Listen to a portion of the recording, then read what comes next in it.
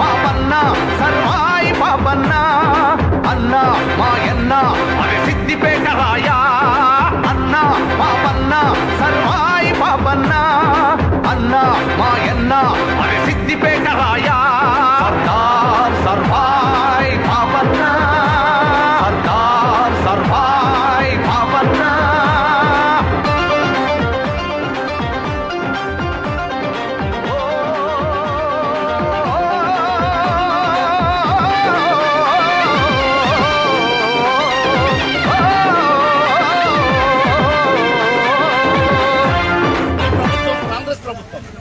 బీసీలని పూర్తిగా మోసం చేసింది, దగా చేసింది అని చెప్పడానికి చాలా సాక్ష్యాలున్నాయి. దాంట్లో ఒక 2-3 సాక్ష్యాలు చెప్తా. ఈరోజు ఒక పాపన్న సాక్షిగా, ఒక స్ఫూర్తిగా బీసీ బిడ్డలకు ఎస్సీ ఎస్సీ బీసీలను వేసుకుని ఆ రోజు రాజాధికారంలో రాజు అయిన రాజుగా ఆయన స్ఫూర్తిగా ఈరోజు మేము మాట్లాడుతున్నాం, ఆయన వారసులుగా మేము మాట్లాడుతున్నాం.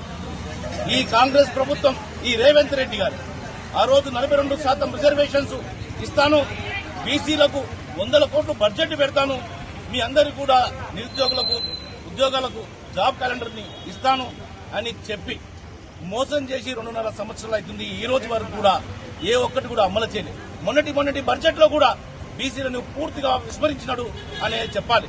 అది కేవలం బీసీలను మోసం చేసుకోవడానికి, బీసీలని మోసం చేసి దగా చేయడానికి చేసే బడ్జెట్ తప్ప బీసీ సంక్షేమానికి ఏ విధంగా లేదు అని చెప్పడానికి ఆ స్ఫూర్తి.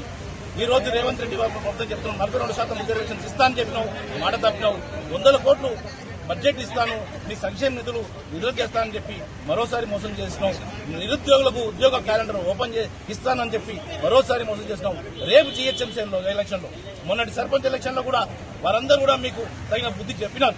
రేపు జరిగే స్థానిక ఎలక్షన్ లో 4 కార్పొరేషన్లు 3 కార్పొరేషన్లు మీరు ఏది పెట్టాలనుకుంటున్నారు ఆ కార్పొరేషన్ లో రాజకీయంగా అంబేద్కర్ ఇచ్చిన ఓటు ఆయుధంగా తీసుకొని ప్రతి ఒక్కరు కూడా వారి ఓటుని బీసీ ఎస్సీ ఎస్సీలు వారి యొక్క సామాజిక వర్గానికి, బీసీలో ఒక చైతన్యానికి మీకు ఒక కానుకగా, బీసీలో ఒక కానుకగా బీసీల రాజాధికారంలో మార్గంగా స్థానిక కార్పొరేటర్లు అయ్యి కార్పొరేషన్లు 3 కార్పొరేషన్లు కూడా బీసీలే మేయర్ అవుతారని మేము నమ్ముతున్నాం.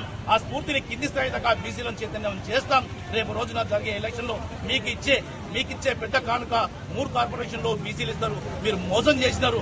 మోసానికి ఫలితంగా మా ఓటు అంబేద్కర్ ఇచ్చిన ఓటు ఆయుధంతో ఓటు వేసుకొని రేపు వచ్చే ఎలక్షన్ లో తాగు చూపిస్తాం. Thank you. ఒక ఎస్సీ బిడ్డని, ఒక బీసీ బిడ్డని, ఒక మైనార్టీ వాళ్ళని తీసుకొని యుద్ధం ప్రకటించి రాజయ్య గోల్కొండ కిరణ్ కొట్టిన సందర్భాలు.